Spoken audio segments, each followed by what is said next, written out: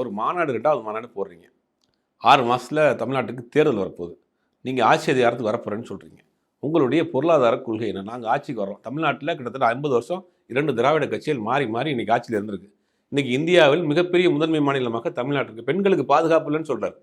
சமீபத்தில் வந்து ஒரு மத்திய அரசு கொடுத்த ஆய்வறிக்கையில் என்ன சொல்றாங்கன்னா, இந்தியாவிலேயே அதிகமாக பெண்கள் படிக்கக்கூடிய மாநிலம் தமிழ்நாடு. இந்தியாவிலேயே உயர்கல்வி படிக்கக்கூடிய மாநிலங்கள் தமிழ்நாடு. இந்தியாவிலேயே பெண்கள் அதிகமாக வேலைக்கு செல்லக்கூடிய மாநிலம் தமிழ்நாடு.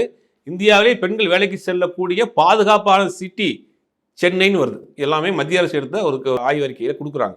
இவ்வளோ விஷயங்கள் இருக்கு. நீ கல்வியாக இருக்கட்டும், பொருளாதாரமாக இருக்கட்டும், இடஒதுக்கீடாக இருக்கட்டும். இடஒதுக்கீடு நம்ம தான் முதல்ல குரல் கொடுக்குறோம். நீங்கள் இடஒதுக்கீடு பல பேர் அனுபவிச்சுட்டு விஜய் பக்கம் போய் நின்றுட்டு இருக்காங்கன்னு வச்சுங்க. அவங்களுக்கு அந்த இடஒதுக்கீடுக்காக எவ்வளோ போராடினாங்கன்ற அந்த வரலாறு கூட தெரியல. அதை பற்றின அவங்களுக்கு அந்த வேதனையும் புரியல. இப்போ கல்வி கட்டமைப்பாக இருக்கட்டும், மருத்துவ கட்டமைப்பாக இருக்கட்டும், மருத்துவ உதவிகளாக இருக்கட்டும், எல்லாத்துலேயுமே இன்னைக்கு தமிழ்நாடு வந்து ஒரு மிகப்பெரிய மாநிலமாக இருக்குங்கிறதுல மாற்று கருத்து கிடையாது. பிஜேபி ஒத்துக்கிறாங்க, அதிமுக ஒத்துக்கிறாங்க, எல்லாம் ஒத்துக்கிறாங்க. ஆனால் அதை விட நீங்கள் பெட்டராக என்ன பண்ண போறீங்க?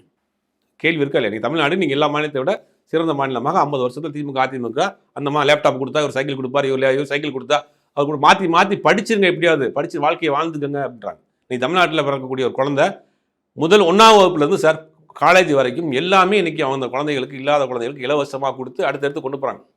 இன்னைக்கு கல்வி சுற்றுலாவுக்கு ஒரு கல்வி அமைச்சர் கூட போகிறார் சார், கார்பரேஷன் பிள்ளைகளை கூட்டுக்கிட்டு. எந்த மாநிலத்தில் நடக்கும்? தமிழ்நாட்டில் தான் தமிழ்நாட்டினுடைய கல்வி அமைச்சர் அரசு பள்ளி மாணவ மாணவிகளை வெளிநாடுகளுக்கு கல்வி சுற்றுலா கூட்டு போறாரு. அவர் கூட்டு போறாரு. இது உலகத்தில் எந்த நாட்டில் நடக்காது. இந்த மாதிரி பார்த்து பார்த்து இன்னைக்கு என்ன பண்றாங்க, பண்ணிட்டு இருக்காங்க. சரி, ஓகே, இது உங்களுக்கு பிடிக்கல. இதை விட பெட்டரா பண்ண என்ன பண்ண போறீங்க சொல்லுங்க. இதை விட நீங்க அடுத்த கட்டத்தை கொண்டு போறீங்க, என்ன திட்டம் இருக்கு?